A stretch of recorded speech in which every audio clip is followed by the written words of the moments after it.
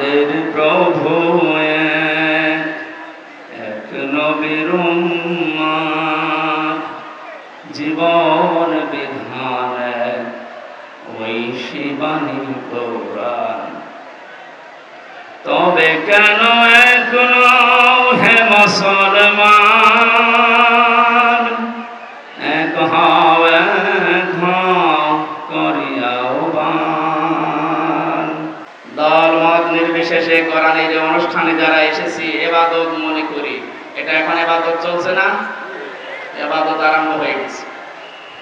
ইবাদতে যেভাবে আমরা কথা বলি না, এদিক ওদিকে তাকাই না, হাসাহাসি করি না, গল্প গুজব বন্ধ থাকে, একটা ঘন্টা যদি আপনি কোরআন বোঝার জন্য ইবাদত মনে করে বসেন, ঠিক ওইভাবে থাকবেন। যদি এরপরও আপনি ব্যত্যয় ঘটান, তাহলে আপনার এই আলোচনাটা, এই অনুষ্ঠানটা নষ্ট করার গুনাহ হবে। ফাস্তামিউ লাহু ওয়া আনসিতু। আল্লাহ তাআলা বলেন, কোরআনের আলোচনা আরম্ভ হলে একদিকে চুপ থাকবা, 2 নম্বরে তোমরা মন কান লাগিয়ে শুনবা। আমরা দুইটা এখানে চাই। কথা বন্ধ হবে এবং আমরা যেন দিলের কান লাগিয়ে শুনতে পারি। লাআল্লাকুম তুরহামুন, আশা করা যায় আল্লাহর রহমত তোমাদের উপরে নাযিল হবে।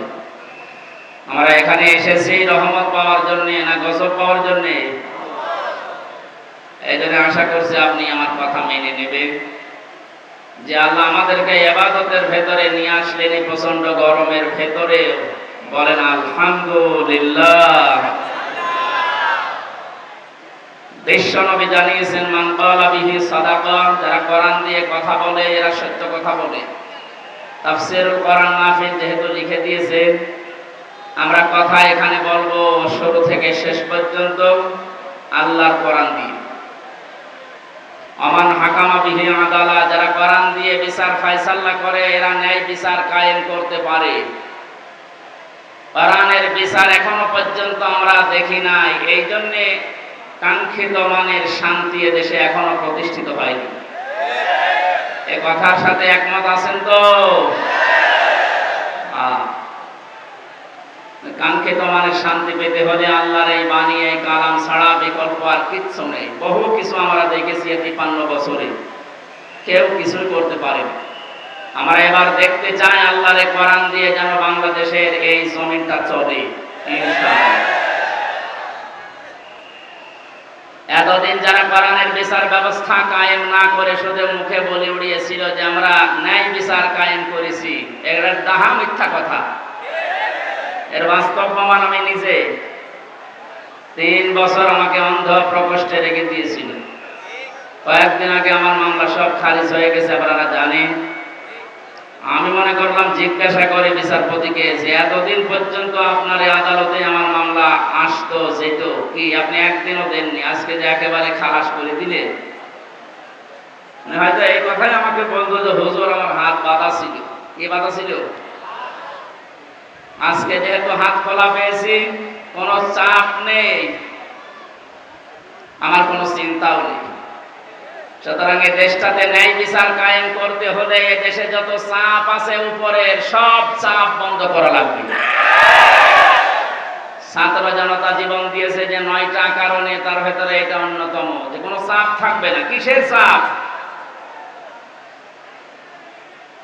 জেল থেকে বের হওয়ার পরে আমি ভাড়া মারা এসেছিলাম, কোন জায়গায় যেন, আমাকে বলছে হুজুর উপরের চাপ আছে, হবে না। আমিও বলেছিলাম আপনার চাপ সর্বোচ্চ এই জেলায় যিনি দায়িত্বে আছেন, আমাদের মাননীয় এমপি, যিনি পালিয়েছেন, ওই পর্যন্ত। আর আমার চাপ তো সরাসরি আরশ পর্যন্ত।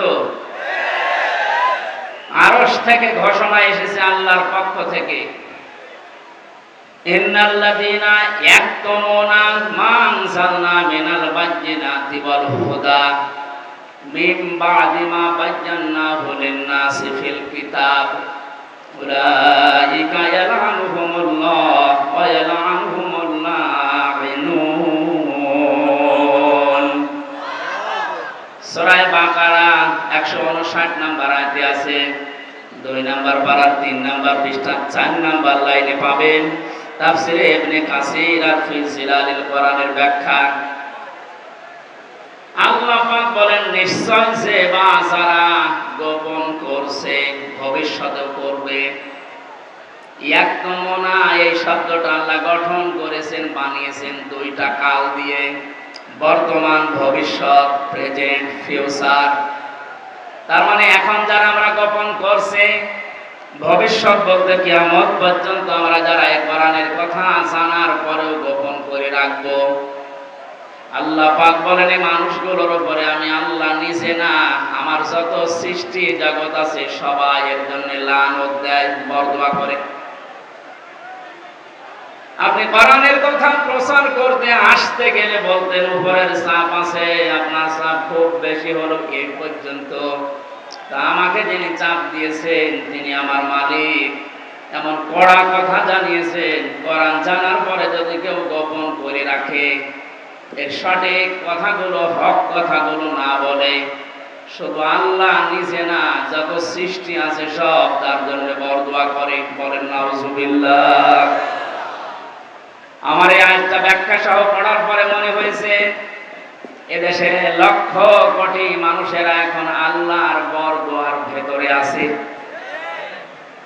ইয়াদের ব্যাখ্যায় আমি হাদিস পেয়েছি, বিশ্ব নবী জানিয়েছেন বাল্লিগু আন্নি ওয়ালাউ আয়া। নবীজি কিন্তু বাল্লিগ দেননি। কুষ্টিয়াবাসী, এখানে আমার মনে হয় অনেক আলেম এসেছে, দুই পাশে বসে আছে, স্টেজে আছে। বাল্লিগু বহু বচন দিয়েছেন। বাল্লিগুর ভেতরে হামসা যেমন আছে, অধ্যাপক শহীদুল ইসলাম নেই, আজকে বলেন আজকের আলম সাহেব নেই। পৃথিবীতে যে আল্লাহ বলে একজন আছে স্বীকার করে, সেই বাল্লিগুর ভেতরে শামিল। তোমরা প্রচার করো সবাই মিলে, আন্নি আমার পক্ষ হতে, ওয়ালাউ আয়া যদি একটা আয়াত তোমাদের জানা থাকে। প্রাণ প্রিয় কুষ্টিয়াবাসী, আপনাদেরকে আমি বাঁচাতে চাই। কোরআনের চোখ লাগিয়ে দেখতে পাচ্ছি এই হাদিসটা কিয়ামতে আমাদের বিরুদ্ধে যাবে। সবাই মিলে দায়িত্ব পালন করো, যে যতটুকু জানো, যতটুকু জানা আছে ওইটাও দুনিয়ায় জীবিত থাকতে পৌঁছিয়ে দাও। এই ঘোষণা কার? রাসূলের। কার? আল্লাহর আদেশ মানা যেমন ফরজ, রাসূলুল্লাহর আদেশ মানা কি? বলেন বলেন। নবীজির আদেশ মানাও ফরজ, কারণ তাকে আল্লাহ শারিআ বানিয়েছেন, শরীয়ত প্রণেতা।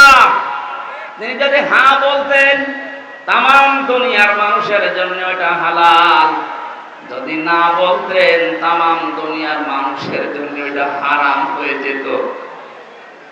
এত বড় পাওয়ার দিয়েছিলেন আল্লাহ পাক নবীকে, পৃথিবী থেকে শুধু পা তুললে আসমানে চলে যেতেন।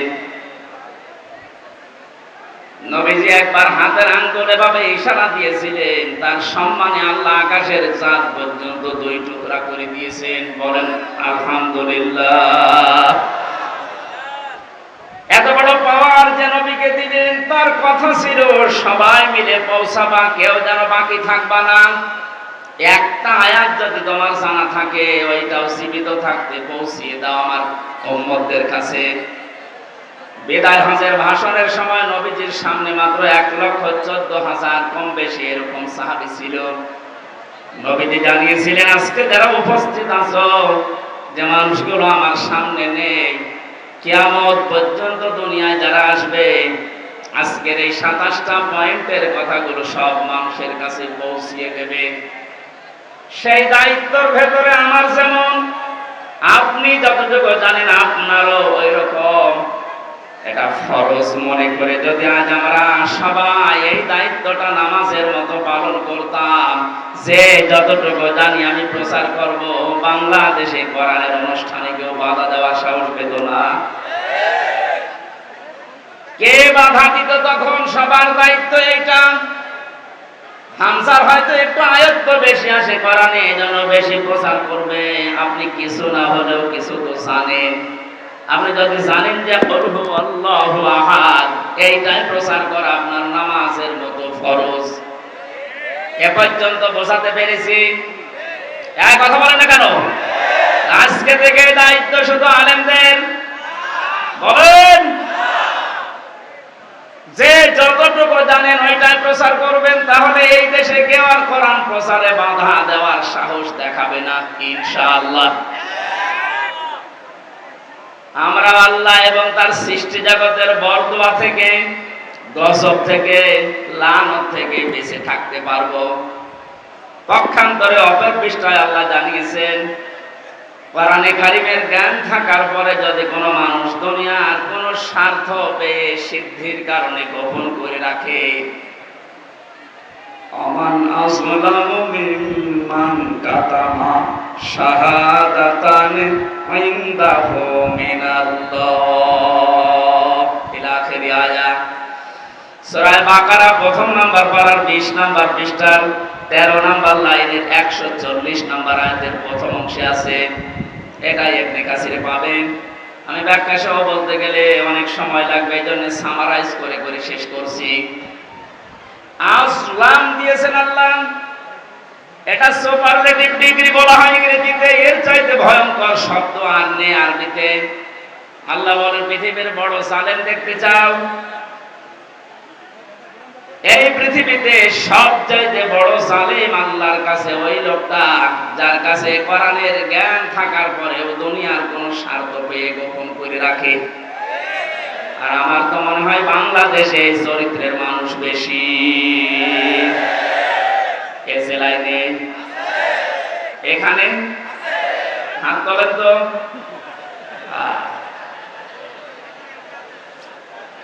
আপনি আল্লাহর ভাষায় বড় জালেম হয়ে উঠবেন কিয়ামতে। আমি সেদিন মিরপুরে জালেমের ব্যাখ্যায় বলেছিলাম, জালেম এই শব্দটা এত ঘৃণিত আল্লাহর কাছে, আল্লাহ নিজে জালেমদের বিরুদ্ধে মামলা দায়ের করবে। কুষ্টিয়াবাসী সূরা শুরা 42 নম্বর আয়াতের প্রথম অংশ, ইন্নামাল মুমিনুন্নামাস সাবিলু আলাল্লাযিনা ইয়াযলিমুনান নাস। আল্লাহ পাক বলেন, অবশ্যই আমি নিজে মামলা দেব, নিজে কেস করব, অভিযোগ দায়ের করব তাদের বিরুদ্ধে যারা এই দুনিয়াতে মানুষ হয়ে মানুষের উপরে অত্যাচার করছে এবং করবে। আল্লাহ ইয়াসলিমুনাল মুসলিমুনা দেননি যে মুসলমানদের উপরে শুধু অত্যাচার করে তারা আমার মামলার আসামি না। ইয়াসলিমুনান নাস, পৃথিবীতে যে কোনো ধর্ম অনুসরণ করতে পারে, কিন্তু তো মানুষ ও কি মানুষের উপরে যারা জুলুম করছে ভবিষ্যতেও করবে। কেন ভবিষ্যৎ দিলেন? আল্লাহ জালিম না দিয়ে ইয়াসলিমুন দিলেন কেন? পৃথিবীতে এখনো অনেকে জুলুম করছে, এমনকি এই পৃথিবীতে অনেকে এখনো টার্গেট নিয়ে আছে ভবিষ্যতে জুলুম করবে।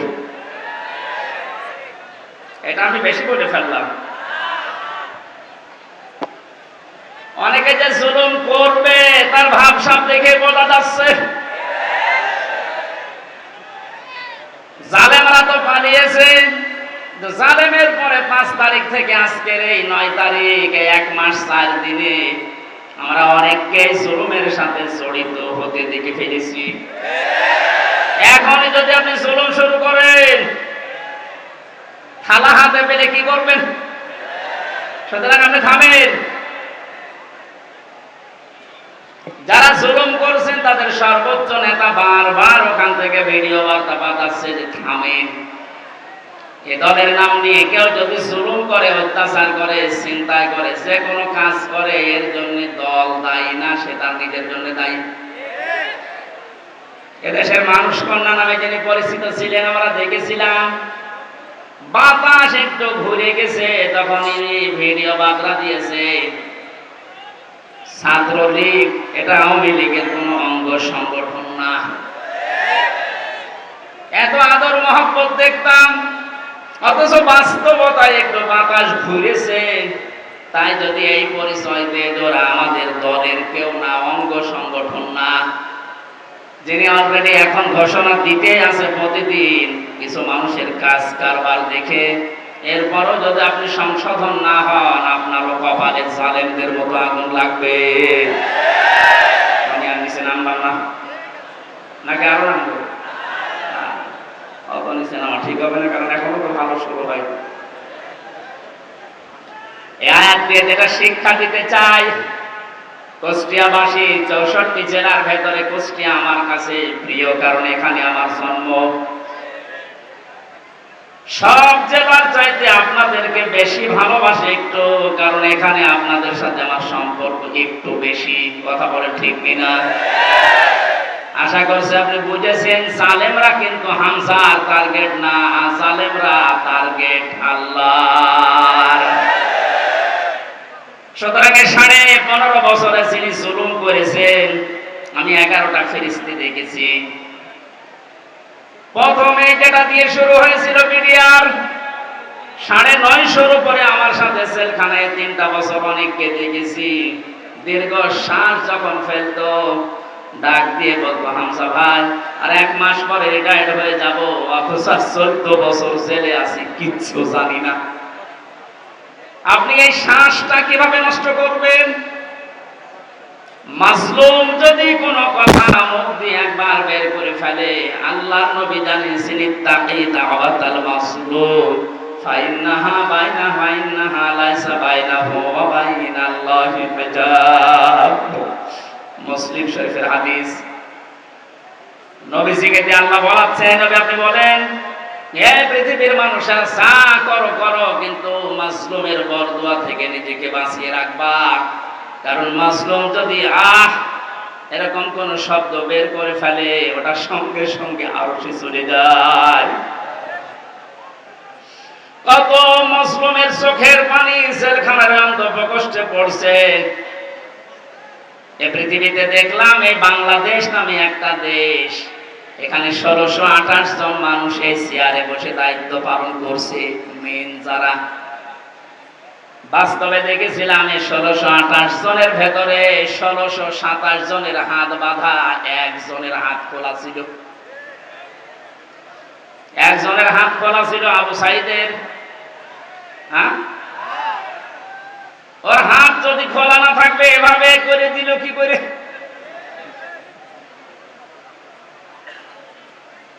হাইকোর্টের বিচারপতি পর্যন্ত যদি বলে যে না, হামজার মামলা, মামুনুল হকের মামলা হবে না, উপরের নির্দেশ, তোর চেয়ারে বসে থাকার দরকার, তুই ভ্যান চালা। আপনি বলেন, একটা হাইকোর্টের বিচারপতি যদি একথা বলতে পারে, বিচার ব্যবস্থা কিভাবে বাধা ছিল আপনি টের পাচ্ছেন? একটা দেশ কত বড় দুর্নীতিগ্রস্ত হয়ে গেলে জাতীয় মসজিদের ইমাম পর্যন্ত পালিয়ে যায়। আর কার নাম বলবেন? জাতীয় মসজিদের ইমামও পালিয়ে গেছে।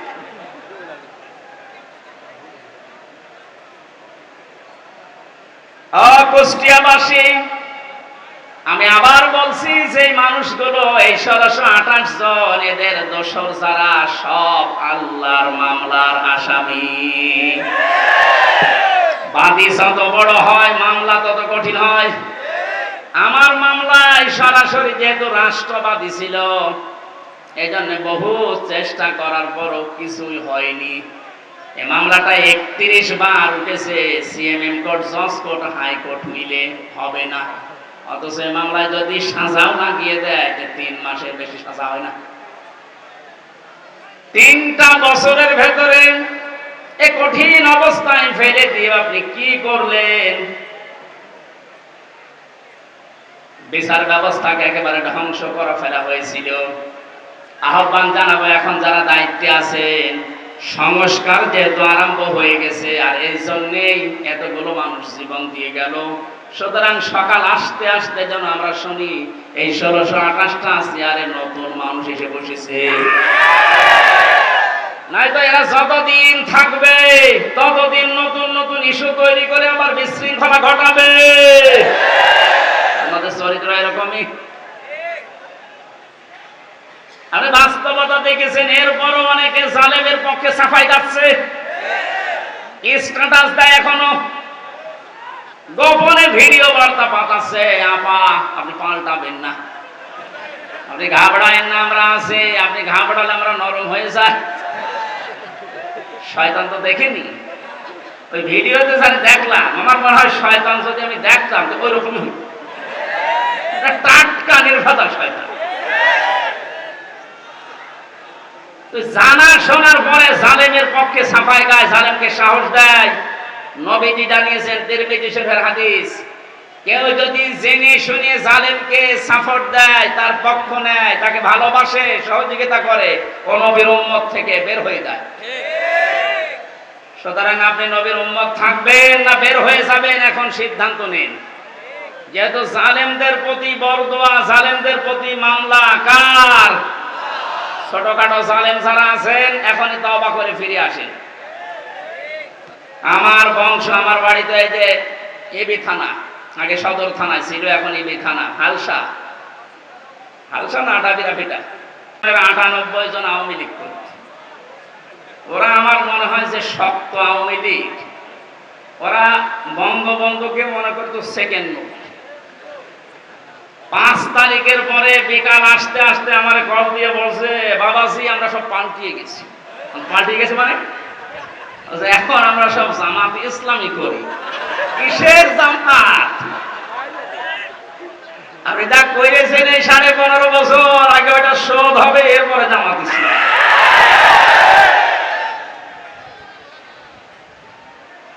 না তারপরেও এরা যা সেকেন্ডে পাল্টিয়েছে, চলিয়েছে।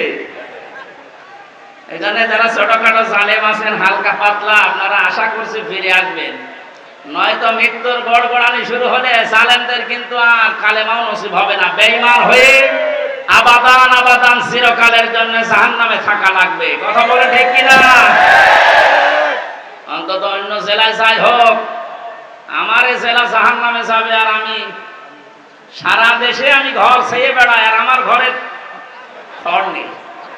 না, এটা করা যাবে না। আমি আহ্বান জানাচ্ছি আপনাদের বিবেককে কাজে লাগাবেন। জালেমদের পক্ষে আমরা কোনোদিন ছিলাম না, ইনশাআল্লাহ সামনে কিয়ামত পর্যন্ত এই বাংলাদেশে জালেমদের পক্ষে আমরা থাকবো না ইনশাআল্লাহ। কোরআনে কারিমের অনুষ্ঠানে যেহেতু এসেছি, কোরআন কিভাবে মানুষের কাছে উপস্থাপন করা লাগে এ ধরন আল্লাহ শিখিয়েছেন কোরআনে। ওইভাবে বলবো নাকি মন মতো বলবো?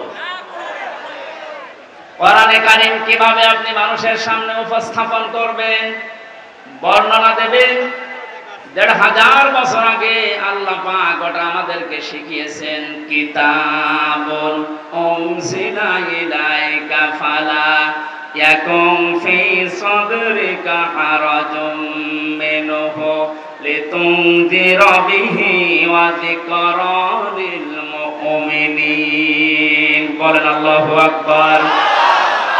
সূরা আরাফ 8 নম্বর পারা 10 নম্বর পৃষ্ঠার 1 নম্বর লাইনের 2 নম্বর আয়াত, এটা তাফসীরে ফি জিলালিল কোরআনে ব্যাখ্যা আছে।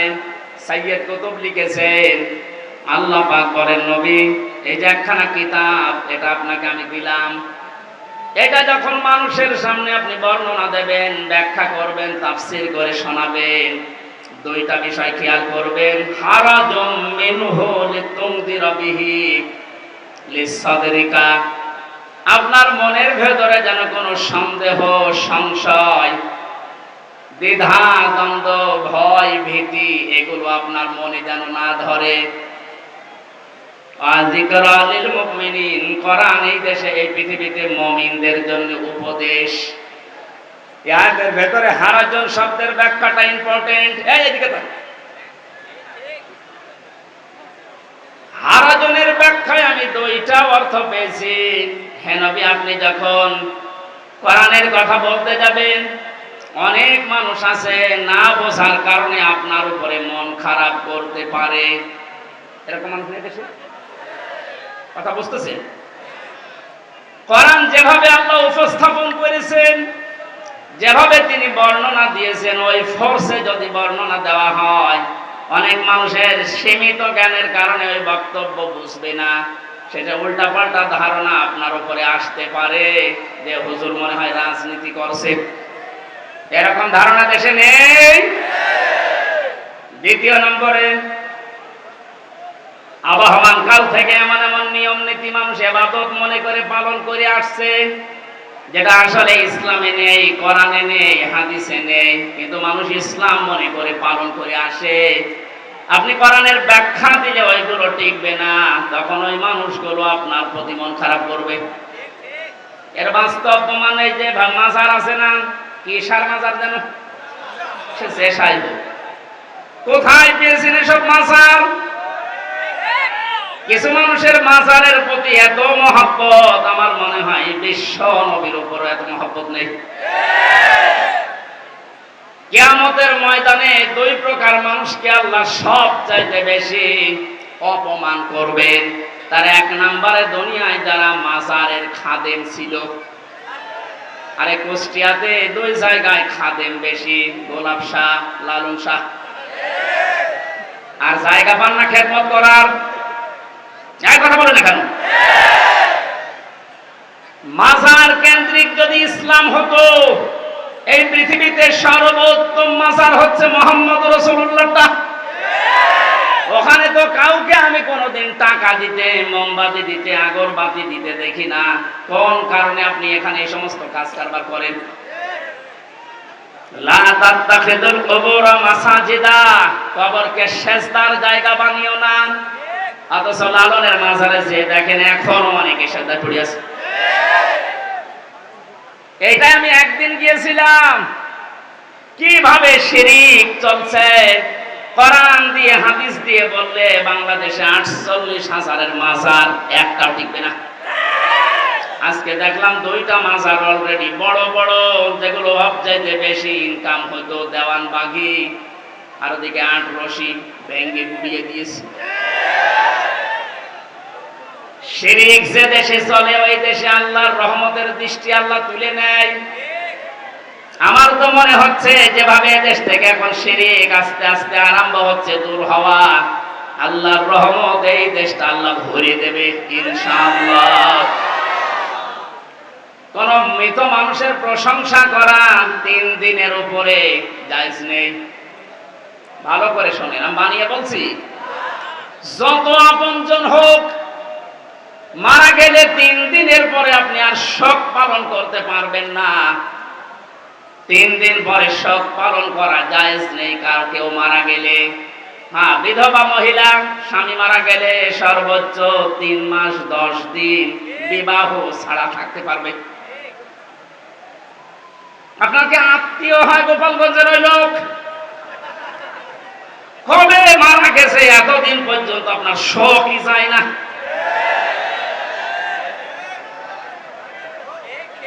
আপনাকে রাগ হয়ে গেল, তাহলে হাদিস কেটে বাদ দিয়ে দিন।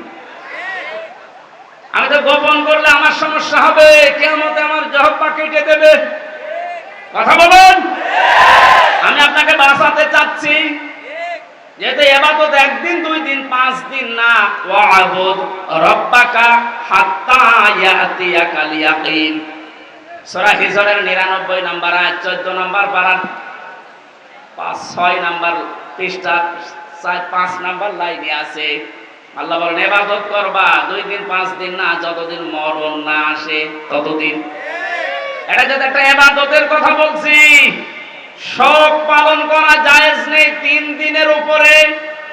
এখানে ইমাম হোসাইন মারা যাওয়ার পরে আজও যারা শোক পালন ছাড়েন না, আপনি ইসলামে নেই।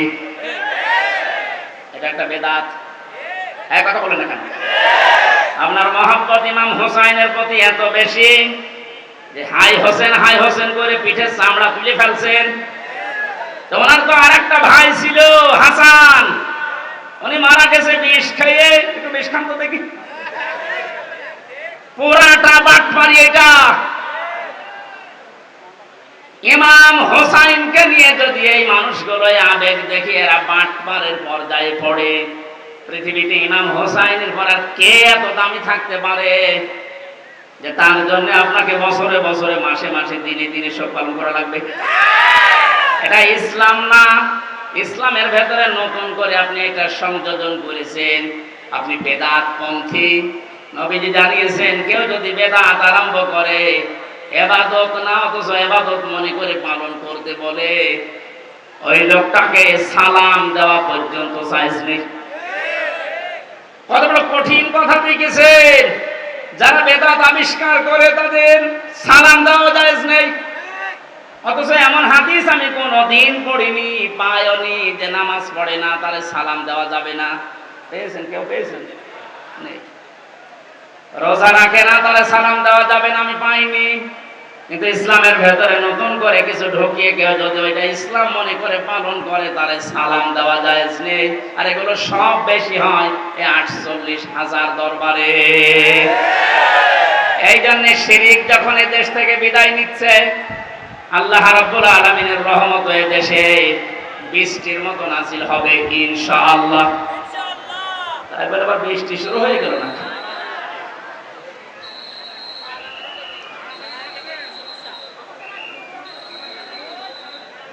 এই কারেন্টে বেরিস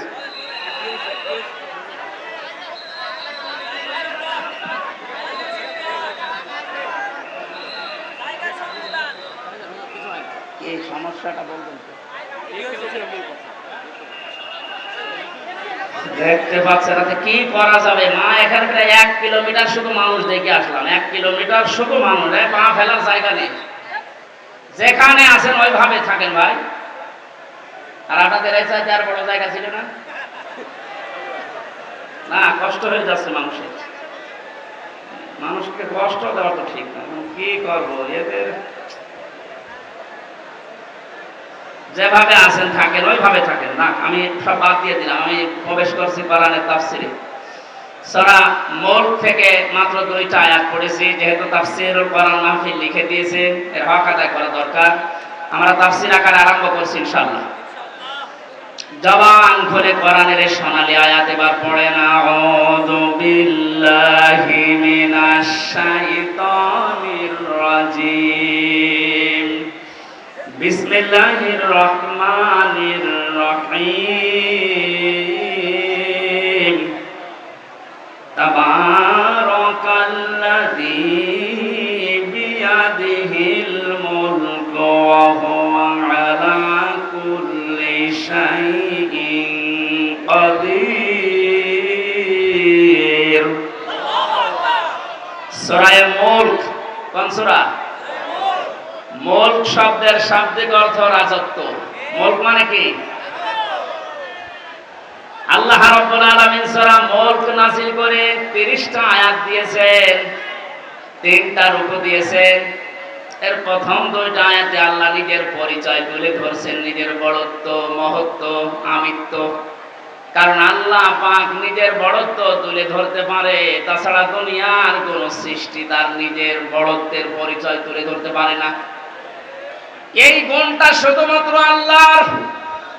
কারণ অহংকার করা, বড়ত্ব করা এটা আল্লাহর চাদর, ইজার। কেউ যদি অহংকার করে, বড়ত্ব দেখায়, সে যেন আল্লাহর চাদর নিয়ে টানাটানি করে।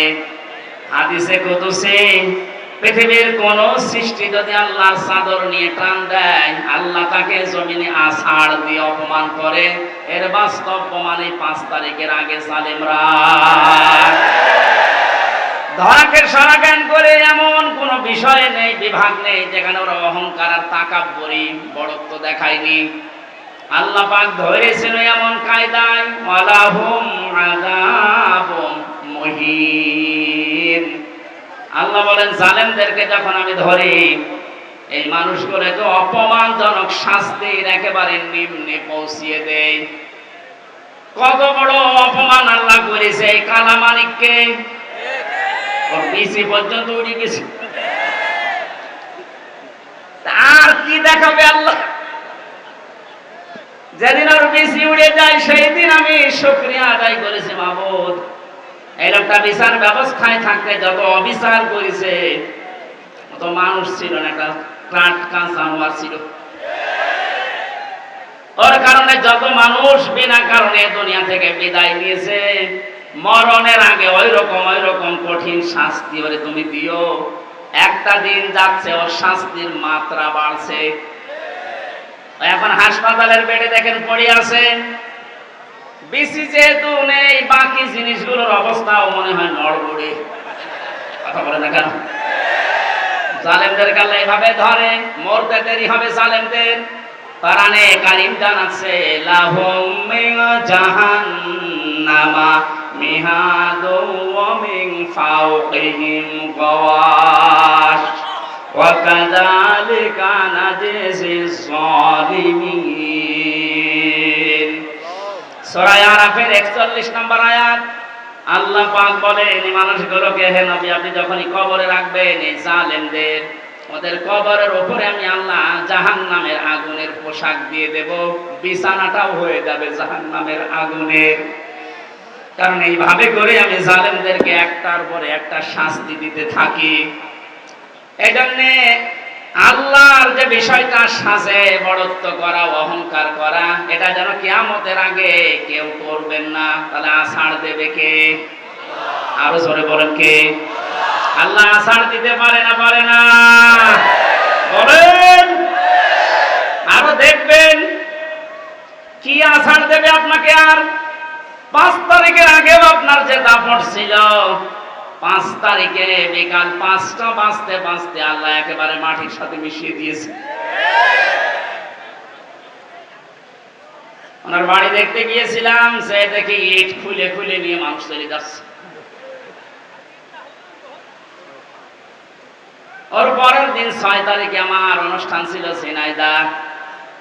শুনলাম ওখানে এক জালেমকে উলঙ্গ করে পিটিয়ে মেরে টাঙিয়ে রেখেছে। একটা মানুষের উপরে কত ঘৃণা জন্মালে লাশ পর্যন্ত পিটিয়ে টাঙিয়ে রাখতে পারে বলেন তো?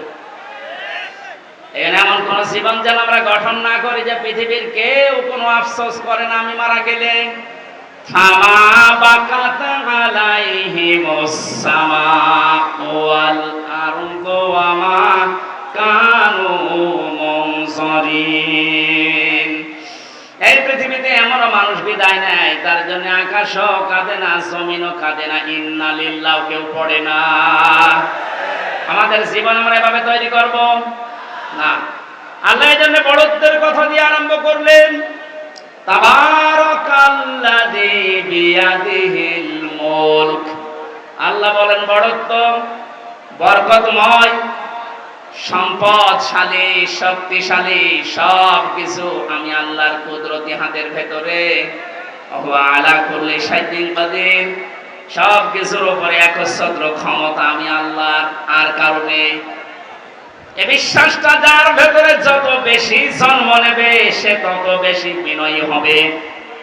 আর এই বিশ্বাস যার ভেতরে যত বেশি কম থাকবে ওই মানুষগুলো তত উগ্র হবে। কথা বলে ঠিক কিনা?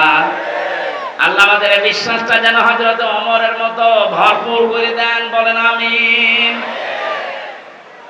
তাবারাকা শব্দটা দিয়ে আল্লাহ আরম্ভ করলেন কেন?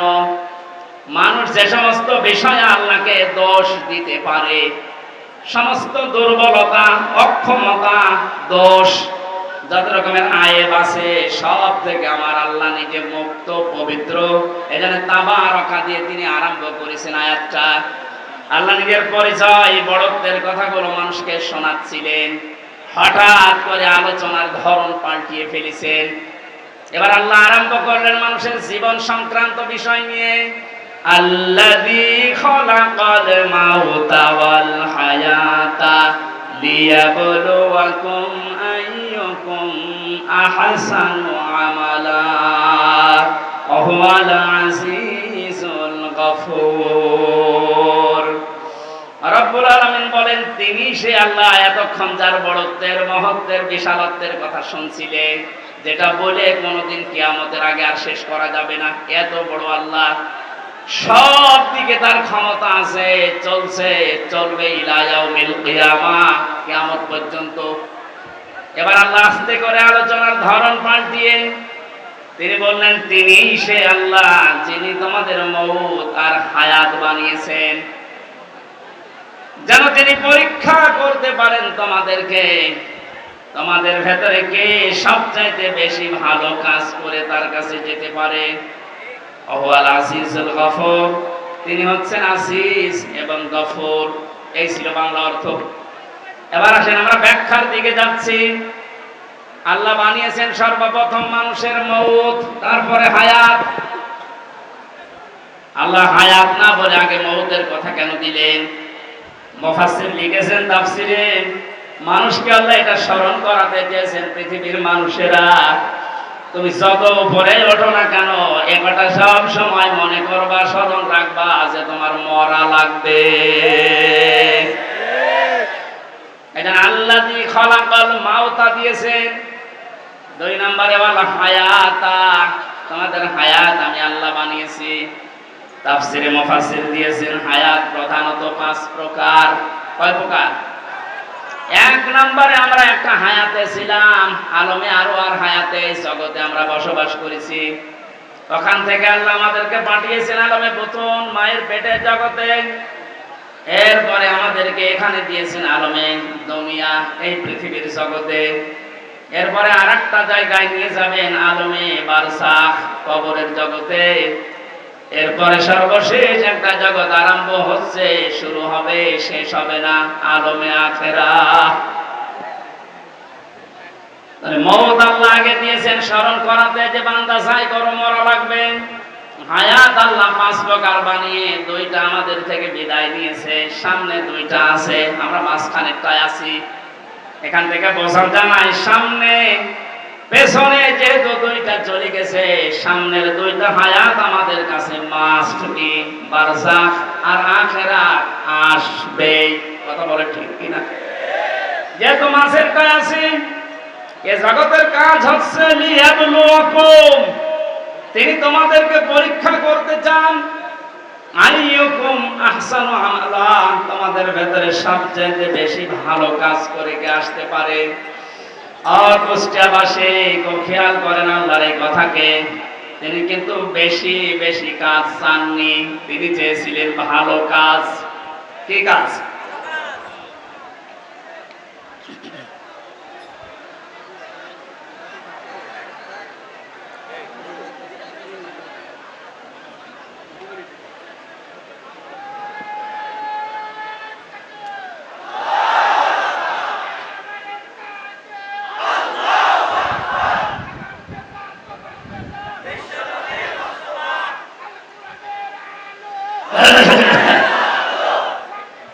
আলহামদুলিল্লাহ ভাই।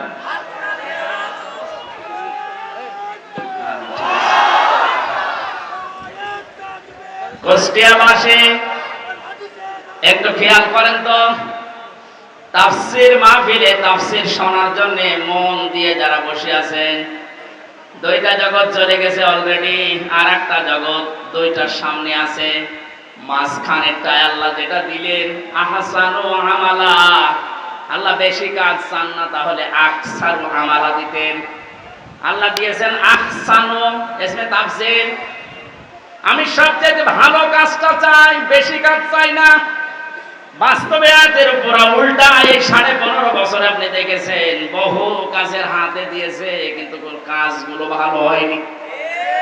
কুষ্টিয়ার মেডিকেল কলেজের দিকে তাকান, হওয়ার আগেই ভেঙে পড়ে গেছে। এটা বানিয়ে বললাম। আমি জেলখানায় থাকতে যুগান্তর পত্রিকায় যেই দিন দেখেছি যে বানানোর আগে, উদ্বোধনের আগে পড়ে ভেঙে গেছে। আপনার অত বড় কাজের আঞ্জাম দেওয়া কি দরকার? কাজটা ভালো করে করেন। আল্লাহ বেশি কাজ চান না, আল্লাহ কি চান? আরো জোরে বলেন। কাজটা ভালো হওয়ার জন্য 2টা শর্ত। 1 নম্বরে দেখা লাগবে ওর ভেতর আল্লাহর বিধান আছে কিনা। 2 নম্বরে দেখতে হবে বিশ্ব নবীর জীবনে এরকম কাজ ছিল কিনা। এখন যদি বলেন নবীজির জীবনে হাসপাতাল বানানো ছিল, হ্যাঁ ছিল। বিশ্ব নবী মুহাম্মদুর রাসূলুল্লাহ মানবতার সেবায় যে কাজগুলো করেছিলেন ওই জামানায়, আপনি তার জীবনীতে দেখবেন। এই যে মিডিয়ার কথা এসেছে আজকে আসার সময় বলছিল, এজন্য মনে পড়ছে আমি বলছি। অনেক মানুষ এখনো পর্যন্ত ফতোয়াবাজি করছে যে নবীজির যুগে যে মিডিয়া, এই টেলিভিশন, এই পর্দা ছিল না। এই প্রযুক্তি যারা ব্যবহার করছে এরা হারাম কাজে আছে। একটা ভ্রান্ত ধারণা এটা। আল্লাহর নবী মুহাম্মদুর রাসূলুল্লাহর জামানায় মিডিয়া ছিল, কিন্তু সিস্টেম এভাবে ছিল না। আপনি সিরাত ইবনে হিশাম দেখেন, সিরাত বিশ্বকোষ দেখেন, আর রাহিকুল মাখতুমের ভেতরে আছে। আর ওই জামানার সর্বোচ্চ প্রজেক্টর ছিল, প্রযুক্তি ছিল লাল কাপড়। কেউ যদি বিপদে পড়তেন পাহাড়ের উপরে উঠে লাল কাপড় তিনি উড়িয়ে দিতেন, সব পাহাড়ের পাদদেশে এসে জিজ্ঞাসা করতো কি হয়েছে। এই যে লাল কাপড় মুড়িয়ে দেওয়া এই প্রযুক্তি, এটা কাফেরদের তৈরি করা, আবহমান কাল থেকে হয়ে আসছিল। আল্লাহর নবী লাল কাপড় একবার উড়িয়ে দিলেন, পাহাড়ের পাদদেশে এলাকার কুরাইশেরা সব এসে জড়ো হয়ে গেছে। ডাক দিয়ে বলে, ইয়া মুহাম্মদ, কোন বিপদ? নবীজি বললেন, হ্যাঁ বিপদ। এই পাহাড়ের পাদদেশে একদল সৈন্যবাহিনী আছে, এখনই তোমাদেরকে আক্রমণ করবে। তোমরা যদি সতর্ক না হও। সবাই এক বাক্যে জবাব দিচ্ছে, বলেন আমরা সতর্ক আছি, কি করা লাগবে আমাদের? তিনি তখন বিষয়টা উল্টিয়ে বললেন, আল্লাহর বান্দা বান্দিরা, আমি দেখতে পাচ্ছি আল্লাহর গজবের ফেরেশতারা এই পাহাড়ের পাদদেশে অবস্থান নিচ্ছে। তোমরা যদি আল্লাহর একত্ববাদ স্বীকার করে কালেমার স্বীকৃতি না দাও, এই মুহূর্তে তারা তোমাদের আক্রমণ করবে। কেউ কোনো কথা বলে নাই। নবীজির আপন চাচা আবু লাহাব সামনে একটা পাথর ছিল, ওটা হাত দিয়ে তুলে নবীজির দিকে যখন নিক্ষেপ করেছিল, ওর মুখ দিয়ে বের হয়েছিল, তাব্বা আলাকা আলিহাদা জামাতানা, ইয়া মুহাম্মদ, হে মুহাম্মদ, তুই এই কথা বলার জন্য আমাদেরকে এক জায়গায় করলি, তুই ধ্বংস হয়ে যা। বলে নাউজুবিল্লাহ। এই যে ঘটনাটা 1 মিনিটে বললাম, আমি কি শিক্ষা পেলাম এখান থেকে? এই যে লাল কাপড় উড়িয়ে দেওয়া, এটা কাফেরদের তৈরি প্রযুক্তি। কথা বলে না কেন? নবীজি যে এটা ব্যবহার করেছিলাম ইসলাম প্রচার করার জন্য, না ইসলাম ধ্বংস করার জন্য? আজ এই মিডিয়াগুলো যদি ইসলাম প্রচারের জন্য ব্যবহার করা হয় 100% জায়েজ। এটা যদি ইসলাম ধ্বংস করার জন্য ব্যবহার করা হয়, এটা 100% হারাম। হ্যাঁ, এখানে একটা মাসলা আছে। পুরুষের জন্য যে সতরটা, এতটুকু আপনার জন্য টেলিভিশনে হোক, বাইরে হোক, পর্দায় হোক, জায়েজ আছে। ইমাম আবু হানিফা রাহমাতুল্লাহ আলাইহির মত অনুযায়ী একটা পুরুষের মুখমণ্ডল, হাতের কবজি, পায়ের পাতা, এতটুকু বাদ দিয়ে পুরা শরীর যদি ঢাকা রাখে, তাহলে একটা মহিলার সামনে আসলে আপনার গুনাহ নেই। আমি আবার বলছি মাসলাটা, একটা মেয়ে লোক যদি নিজের মুখমণ্ডল, হাতের কবজি, পায়ের পাতা খোলা রেখে চলাফেরা করে, দেখাশোনা করে, জায়েজ আছে, এর দিকে তাকানো জায়েজ আছে। কিন্তু যদি খাসায় হাত মোজা, পা মোজা দিয়ে মুখ ঢেকে শুধু চোখ দুটো বের করে, এটা সর্বোত্তম। কিন্তু বাস্তবতায় যদিও কর্মজীবনে সে বাইরে যেতে চায়, হাতের কবজি, মুখমণ্ডল, পায়ের পাতা খোলা রেখে ও কাজ কারবার করতে পারবে। এটা যদি আপনি সামনে দেখুন যেমন জায়েজ আছে, পর্দায় দেখলেও সেরকম জায়েজ আছে। এবার আসেন পুরুষেরটা। আল্লাহর নবী জানিয়েছেন একটা পুরুষের সতর হচ্ছে মা নাভি থেকে শুরু করে হাঁটু পর্যন্ত। এটা যদি ঢাকা রাখে, বাকি শরীরে কাপড় চোপড় নেই, তার দিকে তাকানো জায়েজ আছে না নেই? 100% জায়েজ আছে, কারণ সতর ঢাকা আছে। আমরা যেটা নিয়ে এসেছিলাম, এই যে আহসানু আমালা, এই শব্দটার ব্যাখ্যা করতে গিয়ে আমি পেয়েছি আল্লাহ যেহেতু বেশি বেশি কাজ চাননি, কোরআনে ভালো কাজ চেয়েছেন। এখান থেকে একটা মাসলা আমি বের করেছি। পৃথিবীতে আমরা একটা বিষয় এখনো পর্যন্ত মনে হয় ক্লিয়ার না, মিজানের পাল্লা। শোনেননি নাম? মিজানের পাল্লা নাম শুনেছে? এই জিনিস দিয়ে কি করে? আমল মাপে। কি মাপে? আরো জোরে বলেন। এখানে অধ্যাপক বসে আছে, অ্যাডভোকেট বসে আছে, আলেমরা বসে আছে। এই বিষয়টা ক্লিয়ার করব আজকে ইনশাআল্লাহ। কোরআনে কারিমে মাপার যন্ত্রের যে সমস্ত নাম আমরা পেয়েছি, ফাআম্মা মান সাকুলাত মাওয়াজিনুহু ফাহুয়া ফি ঈশাতির রাদিয়া ইলা আখিরি আয়াত।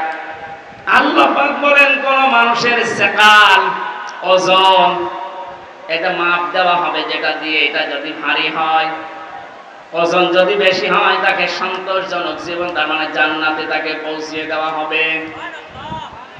আমাদের দেশ বিশেষ করে আমি বহু দেশ থেকে এই তথ্যটা পাওয়ার চেষ্টা চালিয়েছি। বাংলাদেশ, ভারত, পাকিস্তান এই তিনটা দেশে একটু সমস্যাটা বেশি, এই যে মাপটা নিয়ে। আমরা মনে করি কি আমাদের ময়দানে আল্লাহ মিজানের পাল্লায় আমাদেরকে ওজন দেবেন। আমাদের ওজনটা দেবেন কি বলেন তো? আমল। বলেন না কেন? আরো জোরে বলেন, আর একবার বলেন, আমল। আমল এটা আরবি শব্দ, বাংলা কাজ। আমল মানে কি এ পর্যন্ত বুঝেছেন কিনা বলেন? আমল মানে কি? আরো জোরে বলেন। এবার আমার প্রশ্ন অধ্যাপক সাহেবের কাছে, পৃথিবীর প্রতিটি জিনিস পরিমাপ করার জন্য আলাদা আলাদা যন্ত্র আছে। আমি যদি বলি স্যার এই স্টেজটা একটু মেপে দেন, এটা দাড়ি পাল্লায় তুলে দেবে। কি দিয়ে মাপবে? ফিতা দিয়ে। বলেন বলেন। যদি এখন বলি যে 1 কেজি চাল মেপে দেন, ওটা ফিতা দিয়ে মাপবে? কি দিয়ে? বলেন। এই যে এখানে পানি আছে, এই পানি যদি ওনারে মাপতে দেয়, উনি ফিতা দিয়ে মাপবে? এটার জন্য লিটার আছে, সিসি আছে। কথা বলেন না কেন? দুনিয়ায় যত জিনিস দেখবেন, প্রতিটি জিনিস পরিমাপ করার জন্য আলাদা আলাদা যন্ত্র আছে। আপনি যে এতক্ষণ বলছেন যে কিয়ামতে আল্লাহ মাপবে, আমল কি মাপবে? আমল মানে বলেন, কাজ মাপতে হয় দাড়ি পাল্লা দিয়ে, যে 5 কেজি কাজ।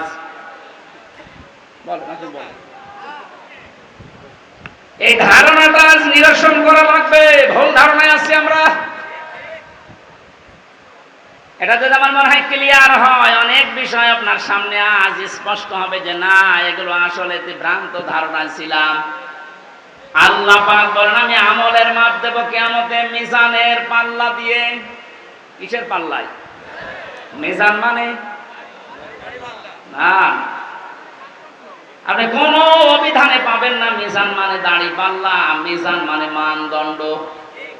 মিজান মানে কি? আমাদের হাইকোর্টের সামনে দেখবেন একটা দাড়ি পাল্লা টাঙানো আছে। ওটার নাম কি? ওটা সরকার টাঙিয়ে রেখেছে দুই দিকে সমান সমান, নাকি একদিকে একটু ঝুলিয়ে আছে? দুই দিকে সমান কেন? সরকার দেশের জনগণকে বোঝাতে চায় এদেশের ইউনিয়ন থেকে শুরু করে জজ কোর্ট, হাইকোর্ট পর্যন্ত যদি কোনো বিচার না পাও, এই সুপ্রিম কোর্টে আসলে ন্যায় বিচার পাবা। এটা ন্যায় বিচারের প্রতীক। দাড়ি পাল্লা কিসের প্রতীক? আমাদেরকে যেহেতু আল্লাহ মাপবেন, আপনি বলছেন আমল। আমল মানে কাজ। আর এখানে কোনো পাগলেও বিশ্বাস করবে না কাজ মানুষ দাড়ি পাল্লায় তুলে দেয় যে 8 কেজি কাজ। কথা বলেন না কেন? কাজ মাপার জন্য আলাদা কোনো যন্ত্র আছে? কাজ মাপে মানুষ কি দিয়ে? সে মানদণ্ডটা কি? সিসি দিয়ে মাপে না, লিটার দিয়ে মাপে না, ফিতা দিয়ে মাপে না, গজ দিয়ে মাপে না, কেজি দিয়ে মাপে না। কাজ মাপতে হলে লাগে গুরুত্ব। কি লাগে? কাজ মাপতে হলে গুরুত্ব লাগে। এই কাজটা গুরুত্বপূর্ণ এবং গুরুত্বহীন। যতগুলো ইবাদত আল্লাহ দিয়েছেন, 550-র উপরে ইবাদত আমি পেয়েছি। প্রতিটি ইবাদতের ভেতরে কিছু গুরুত্বপূর্ণ জিনিস আছে, আর কিছু ইবাদতে গুরুত্বহীন জিনিস আছে। এই যে আজকের এই প্যান্ডেলটা, এটার গুরুত্বপূর্ণ বিষয় হচ্ছে খুঁটি আরে সামিয়ানা। কথা বলছেন না কেন? এখানে গুরুত্বহীন অনেক জিনিস আছে। এই যে এটা, এই টেবিল, এই লাইট, এই যে ফুল চলছে, এই ক্যামেরা, এগুলো না হলে কেউ স্টেজ বলবে না। বলবে না? কিন্তু খুঁটি আর সামিয়ানা না থাকলে স্টেজ বলবে। তাহলে এখানে দুইটা গুরুত্বপূর্ণ জিনিস পেয়েছি, আর গুরুত্বহীন জিনিস আরো 7-8টা পেয়েছি। কথা বলেন ঠিক কিনা? আল্লাহ পাক কোরআনে কারিমে যেগুলো গুরুত্বপূর্ণ দিয়েছেন, ওগুলোর একটাও যদি আপনি না মানেন, বিশ্বাস না করেন, গুরুত্বহীন যত কাজ করেছেন ওগুলো যদি দুনিয়া ভর্তি করা হয়, দাড়ি পাল্লা, মানদণ্ড, গুরুত্ব যাই ওজন করে সব শূন্য, জিরো হবে। এবার উদাহরণ একটা একটা করে সেট করছি, দেখ মেলে কিনা। আমরা যারা নামাজ পড়ে আসলাম এশার, নামাজের ভেতরে বাইরে মিলে ফরজ ছিল কয়টা? আর জোরে 13টা ফরজের 12টা ফরজ অধ্যাপক শহীদুল ইসলাম আদায় করেছে, একটা আদায় করেনি। ওনার নামাজের সওয়াব হবে 12টা। কিচ্ছু হবে 13টা ফরজের যদি একটা বাদ দিয়েছে, উনি যদি বলেন না আমি তো 12টা আদায় করেছি, অন্তত 12টা সওয়াব দেন, হবে? কি হবে? জিরো, শূন্য, কিচ্ছু হবে না। এটা যেমন মেনে নিলেন যে হ্যাঁ এটা ঠিক আছে, আপনার বাস্তবতার সাথে কিন্তু এটা মিলছে না। আমি 12টা আদায় করলাম, একটা করি নাই, আমার 12টা সওয়াব দেন। আপনি এখানে জোর করতে পারবেন আল্লাহর সাথে? বলেন। কারণ গুরুত্বপূর্ণ জিনিস, খুঁটি না থাকলেও এটা স্টেজ না, সামিয়ানা না থাকলেও স্টেজ না। হ্যাঁ, ওয়াজিব আছে, যেটা যদি কেউ ভুল করে একটা দুইটা, তাহলে তারা জরিমানা দেওয়া লাগে, সসেজদা দেওয়া লাগে, এটা দিলে আবার পূর্ণ হয়ে যায়। কিন্তু যেটা খুঁটি আর সামিয়ানা, এটা যদি আপনার জীবনে না থাকে, কেউ এটাকে স্টেজ বলবে না। কিন্তু সার কাপ না থাকলে স্টেজ বলবে না, এটা না থাকলে স্টেজ বলবে না। এক কথা বলেন। এখান থেকে আপনি মাপেন জীবনে গুরুত্বপূর্ণ কাজ আল্লাহ এই কোরআনে দিয়েছেন 500। একটা নামাজ, একটা রোজা, একটা হজ, একটা যাকাত, এভাবে 500টা আপনি একটা একটা করে কোরআন থেকে বের করেন। এর ভেতরে দেখবেন একটা আছে, এই পৃথিবীতে আল্লাহর দ্বীন কায়েম করা লাগবে। নামাজ পড়া যদি আপনার কাছে রাজনীতি মনে না হয়, রোজা রাখা যদি রাজনীতি মনে না হয়, দ্বীন কায়েমের কথা যারা বলে এটা রাজনীতি যদি মনে হয়, আপনার একটা খুঁটি বাদ চলে গেছে। আপনি এবার মাপ দেন তো দেখি, আপনি কয়টা সওয়াব পান? আপনি আমল মাপতে এসেছেন, ও মনে করেন মিজানের পাল্লা মানে দাড়ি পাল্লা, এদিকে 10 কেজি সওয়াব তুলে দেবো, এদিকে 8 কেজি গোনা তুলে দেবো, মাঝখান থেকে 2 কেজি বেশি। এক লোক শুনেছিল যে কোরবানির পশমে পশমে সওয়াব হয়, ওর সামর্থ্য ছিল না, গরু চুরি করে এনে কোরবানি। ইমাম সাহেব তাহাজ্জুদের নামাজ পড়তে উঠে দেখছে গরু নিয়ে যাচ্ছে, এই কোথায় পেলি? গরু চুরি করে নিয়ে যাচ্ছে। কি হবে? কোরবানি দেব। কোরবানি দেবে তাও চুরি করে, বেশি চিল্লাবেন না, আপনার ফতোয়ায় আমি পালন করছি। গত সময় আপনি বললেন যে কোরবানি দিলে এরকম এরকম সওয়াব হয়, প্রতি পশমে পশমে নাকি। আমার তো উপায় নেই, সামর্থ্য নেই, করব কি? সওয়াব থেকে বঞ্চিত হতে পারবো না, চুরি করে নিয়ে আসলাম গরু। কালকে সকালে কোরবানি জবাই করব। চুরি করলে গুনাহ হয় আমিও জানি, এই যে কোরবানি দেব সওয়াব হবে, পশমে পশমে নাকি হবে। সওয়াব আর গুনাহ যদি কাটাকাটি হয়ে যায়, মাঝখানে গোশত খাবো খাও। বাংলাদেশে অনেক মানুষের চিন্তা চেতনা এখন এইরকম। 500টা ফরজ বিধান আমল, এর 499টা করে, আর একটা কথা শুনলে তখন জঙ্গি, জিহাদ, রাজাকার ওটা নামবে। অনেক যদি 12টা ফরজ আদায় করে একটা আদায় না করে সওয়াব না হয়, জিরো হয়, শূন্য হয়, আপনার জীবনের আমল আল্লাহ যেদিন মাপ দেবে, গুরুত্বের ভিত্তিতে গুরুত্বপূর্ণ কাজ করেননি, গুরুত্বহীন কাজ করে ভরে রেখেছেন, আপনিও জিরো হবেন, শূন্য হবেন। আল্লাহ ভালো কাজ দেখতে চেয়েছেন, আর ভালো কাজে 500-র উপরে দুনিয়ায় আর নেই। এখন যদি 500 আয়াতের ব্যাখ্যা ভালো কাজগুলো একটা একটা করে করা হয়, আমি যতগুলো ভালো কাজ দুনিয়ায় কোরআন থেকে বের করতে পেরেছি, একটা বই আছে, আমি জেলখানার ভেতরে, এটিএম আজহারুল ইসলাম সাহেব আমাকে পাঠিয়েছিল যে হামজা এটা পড়ো, খুব গুরুত্বপূর্ণ তথ্য এর ভেতরে আছে। সৌদি আরবের লেখক একজন, প্রোডাক্টিভ মুসলিম। এই বইটার ভেতরে ইংরেজিতে করা, আরবিতে করা ভার্সন দেওয়া আছে। পুরাটা পড়ে 3 বছরের ভেতরে 7-8 বার আমি শেষ করেছি। এখান থেকে যে তথ্যগুলো পেয়েছি তার অন্যতম এইটা, কোন মানুষ যদি ভালো কাজ করতে চায়, কোরআনের উপরে দুনিয়ায় কোনো ভালো কাজ, আরো জোরে বলেন, আমান আমিলা বিহি উজরা, যারা কোরআন দিয়ে কাজ করবে এদের কাজের পুরস্কার আল্লাহ নিজে দেবেন। জোরে বলেন আল্লাহু আকবার। তাহলে নামাজ যেমন কোরআনে আছে, রোজা আছে, হজ আছে, যাকাত আছে, এই কোরআনে কারিমে আল্লাহর দিন কায়েমের কথাও আছে। একাজ যদি কেউ দুনিয়ার কাজ মনে করে ছেড়ে দেয়, আল্লাহ আহসানু আমালার ব্যাখ্যায় আব্দুল্লাহ ইবনে মাসউদ, আব্দুল্লাহ ইবনে আব্বাস রাইসুল মুফাসসিরিন বলা হয় যাদেরকে, এই মানুষগুলো ব্যাখ্যায় লিখেছেন, আমরা যেমন বুঝেছি ভালো কাজ, আমাদের চাইতে কোরআনে কারীম থেকে ভালো কাজ বেশি বুঝেছিল সাহাবীরা। কথা বলেন না কেন? হযরত মুআজ মুআজ্জের দিকে তাকিয়েছেন, মাত্র 11 বছর 13 বছর, তারা কিন্তু আহসানু আমালা বুঝেছিল যে ভালো কাজ কোনটা। আমরা মনে করি ভালো কাজ মানে জিকির করা, ভালো কাজ মানে দরবারে যাওয়া, ভালো কাজ মানে জুব্বা গায়ে দেওয়া, পাগড়ি মাথায় দেওয়া, দস্তরখানা বিছিয়ে খাবার খাওয়া, হ্যাঁ ভালো কাজ। কিন্তু সব চাইতে ভালো কাজ আল্লাহর কাছে কোনটা, এটা আমাদের চাইতে ভালো বুঝেছিল সাহাবীরা। এই বলেন না কেন? বলেন, আরেকবার বলুন। তাকান তাদের দিকে, কি বুঝেছিল তারা? এতটুকু বয়সে আল্লাহর দিন কায়েমের জন্য নিজের হাঁটুর উপরে, পায়ের গোড়মোড়ের উপরে ভর করে উঠা হয়েছে, যেন আমি জিহাদের ময়দান থেকে বাদ না পড়ি। আল্লাহর দিন কায়েমের জন্য এত চেষ্টা চালিয়েছে যে এটাই ভালো কাজ। আর আমরা এখান থেকে যত পেছোতে পারি, ফাঁকি দিতে পারি, তত নিজেকে ধন্য মনে করছি। আহুয়াল আজিজুল গফুর। আল্লাহ বলেন এই কাজ করলে দুইটা নাম আমি ব্যবহার করলাম।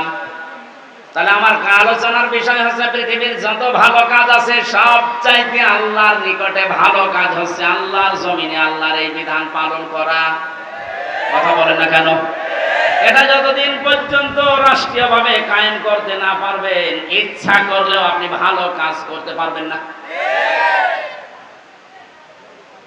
এ কাজ করতে গিয়ে যদি ভুল ত্রুটি হয়ে যায়, কোন দোষ ত্রুটি হয়ে যায়, আল্লাহ বলেন আমি আজিজুল গফুর, আমি তোর জন্য গফুর হয়ে দেখা দেব, অপরাধগুলো মাফ করে দেব।